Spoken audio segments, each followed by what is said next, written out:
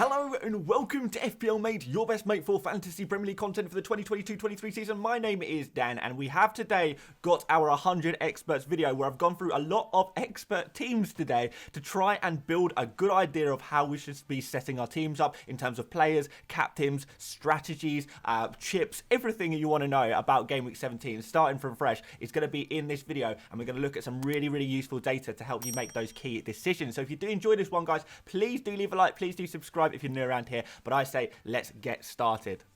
Okay, first of all, I should say I may have clickbaited you a little bit because I only managed to document 50 teams. It has taken so long. It's taken me about 4 hours to document and use spreadsheets to get the data from even 50 teams because it's hundreds and hundreds and hundreds of players that I've all done manually, and it's around Christmas, so it's a busy time, seeing family and stuff as well. So I do apologise, I couldn't do 100 today, but we have got 50 today, and these are the 50, FPL experts that have contributed their data. So thank you so much to these guys. A big Merry Christmas to those of you who are celebrating it among our experts and among you guys as well. Let's see what they're up to in terms of their team. Okay, so first of all, guys, most popular players in the 50, and you can see here that we have got a few players who are very popular indeed, up towards the top here, and some players who are slightly less popular, some slight differentials. So here's the big list, really, of all of the players, and you get a very clear idea of who the popular guys are and who are some potential differentials that some of our experts are going for,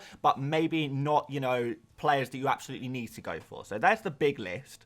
In terms of the top 10, and these are the really interesting ones, and I would say that all of these players, if not most of these players, because they are so heavily selected by experts, you should probably say that these guys are essential. So, for example, Haaland, selected by every single person. There's not really a surprise there. 50 out of 50.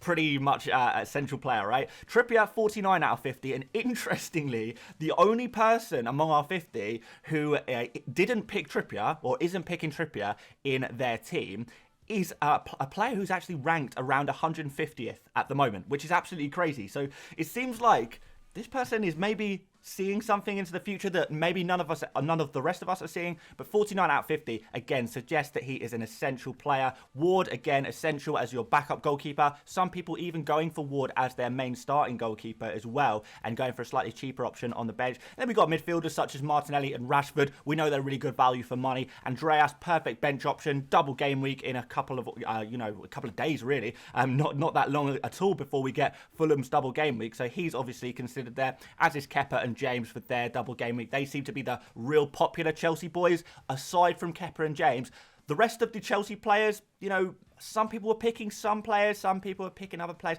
but there was not really any big trends in terms of other Chelsea players outside of Kepa and James. So they are your two big ones that you're going to want for the doubles. Aside from that, maybe not. Cancelo and Almiron also make the list of top 10 most popular players. In terms of goalkeepers, as I said, Ward is all about it. Kepa is in there as well, 37 out of 50. So that's like well over half, 2/3, or more than 2/3, in fact. So a lot of people going for Kepa. But there are a couple of other options. De Gea, 3 out of 50. That's enough of a trend to suggest that maybe there's something in that. If you're really not keen on Kepa, it does look like De Gea is probably going to be your alternative. And then the rest of the goalkeepers here, you can see not selected by many people at all.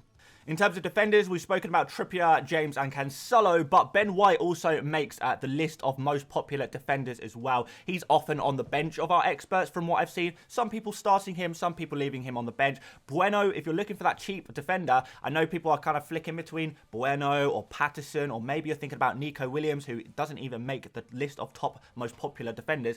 But yeah, out of Bueno and Patterson, it seems like Bueno at 3.9 million has got the edge on Patterson in terms of our expert teams. But again, Patterson is very well selected as well, so I don't think that's enough of a trend to say you absolutely must go for Bueno, but he is the more popular of the two. Luke Shaw was an interesting inclusion. I didn't expect to see him in the most popular defenders list, but we know that Manchester United have some fantastic fixtures in terms of their defence. We're expecting clean sheets over the next 3 for Manchester United, and a few other players in there as well. Gabriel for his aerial ability for Arsenal. Dalot is injured at the moment, but a lot of people are putting him on the bench, hoping that he'll regain his fitness very soon. A couple of people going for Robertson, Walker, Castagna. Slightly differential players there, I guess, among defenders. For midfielders, Martinelli, Rashford, obviously very, very popular picks. Very, the best cheap options really, aren't they? Andreas for his double game week, as we said about before. Almiron because of his fantastic form before the break and in pre-season friendlies. He's doing really well as well. And we've got some other players here. Then this is where things get interesting. When you look at the slightly more expensive players. So Salah and De Bruyne, for example. I know a lot of you guys are thinking, okay, I'm going to have Haaland in my team. Who am I going to have as my second premium? Well, Salah and De Bruyne are not quite neck and neck, but it's pretty close. It's pretty close. Salah, 27, De Bruyne, 23 out of 50. So both of those are, it's a pretty even split, but Salah does just get the edge. So if you are really struggling with that decision and you want the experts to just make that decision for you, then there is a slight edge towards Salah here. So maybe that's something that tips you over the edge. But De Bruyne is definitely still a very, very good option. And then we've got some other differentials here among midfielders, slightly kind of like medium to high price.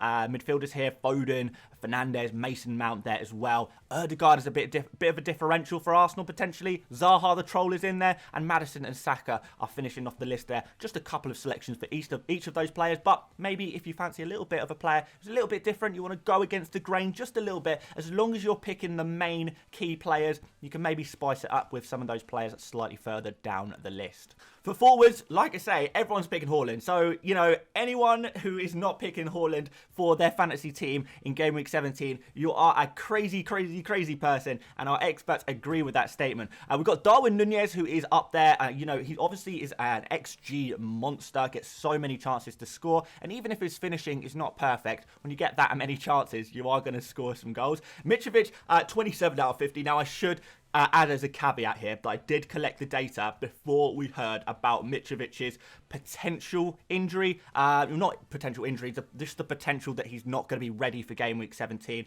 I'm sure some people will still go with Mitrovic, but I imagine that if I resurveyed right this second, Mitrovic's numbers would be a little bit lower. So take the Mitrovic one with a bit of a pinch of salt.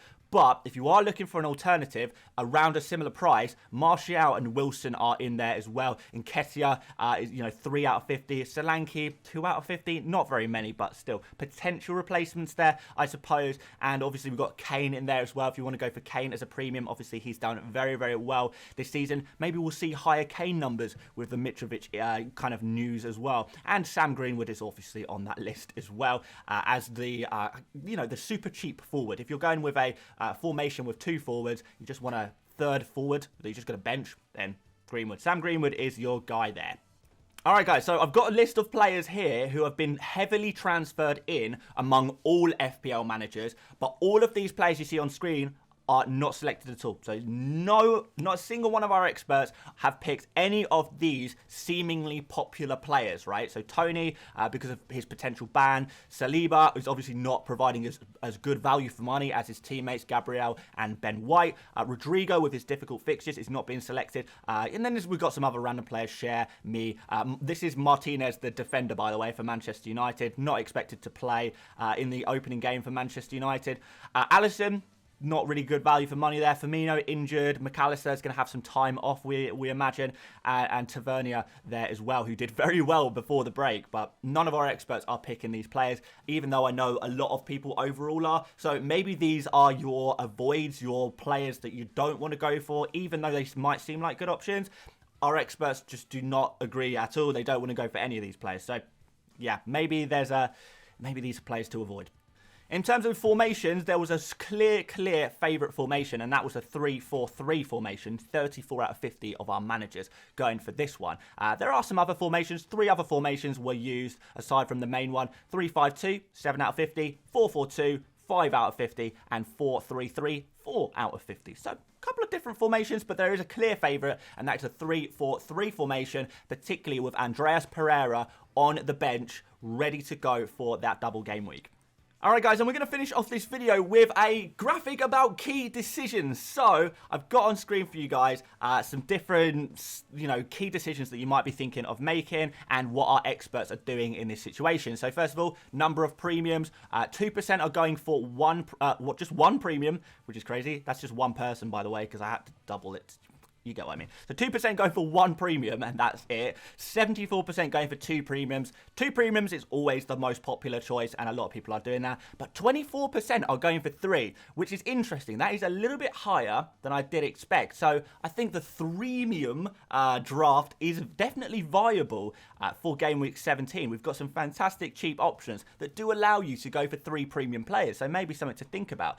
Salah, KDB, and Kane, you know, your second premium, if you like, after Haaland. 64% going for Salah, 56% going for De Bruyne, and 24% going for Kane. I know, I appreciate these numbers do not add up to 100%. That is just because, you know, some people are going for 3 premiums, as you just discovered. So, yeah, Salah is the most popular of the, you know, after Haaland, Salah is the second most popular premium. De Bruyne is not far behind, and Kane is way, way behind that. If you want to include players like Heung-min Son, no one's going for Son. So, yeah, he's not even in the conversation. In terms of bench boost, we do have 2% going for a bench boost in Game Week 17. I'm not for it personally, but this video is not about me. So, yeah, 98% not using the bench boost at all. Just 2% of our managers are using it. Not very much. In terms of our bench, how strong is our bench? Oh, we got a lot of money on the bench. 4%. 4% of our FPL managers have a strong bench. 96% are spending very, very little on their bench. You know, we're talking about the 4.5 million midfielders. We're talking about 4 million-ish defender, and maybe 4.5 to 5 million defender there as well. So that's a fairly cheap setup. But, you know, just a couple of our experts are spending a little bit more money on the bench. You know, just a little bit more money. In terms of rotating goalkeepers, and when I say rotating goalkeepers, I mean 2 goalkeepers worth 4.5 million or more. No one is doing that. So, you know, with Ward, you don't need to spend more than 4.1 million on your backup goalkeeper. Ward just sorts that out for you. If you want to save even more money, Iverson is a potential backup goalkeeper you can go for. But nobody is spending more than 4.5 million on their backup goalkeeper. They're just sticking with one main guy, and maybe Ward comes in now and again for the odd fixture. And finally, captaincy, 100%. Every single one of our 50 experts are going for Erling Haaland as their captain for Game Week 17. Say no more. He is the captain. He is owned by everyone. He is captained by everyone. He is the one to go for. We know he's an absolute machine. We're all looking forward to seeing him back in action, seeing what he can do. You know, the stats say it all. So Haaland is got to be your captain. No doubt about that. The experts have spoken, and I don't want to argue with that statistic. No chance. And that's it for today, you guys. Appreciate this has been a bit of a short video on Christmas Eve, but I feel like we could potentially do a part 2 of this one because the data has taken so long to collect. I wonder if we can use it to do a little bit more, maybe try and build a team with the data. So I want to do that. Can we hit 1,000 likes on this video? If we do, I will work overtime, overnight, to try and get a part 2 of this video out ready for Christmas Day at some point or another, because I appreciate Game Week 17 deadline is coming very, very soon, and it might be Christmas, but, you know, not everyone is celebrating it. Some people are just going about their lives as normal, ready for FPL, and yeah, I feel like I'm going to be part of that boat, really. So yeah, let's get on with it, guys. But yeah, if I don't see you again before the deadline, well, before tomorrow, if you are celebrating Christmas, Merry Christmas. So yeah, appreciate that, guys. But I am going to try and put out some more content tomorrow. So yeah. Watch this space. Thank you so much for watching. Like the video. Really, really appreciate it. Subscribe if you're new around here. And I will see you tomorrow for some more Christmas FPL content. The fun never stops. See you later, mates. Bye-bye.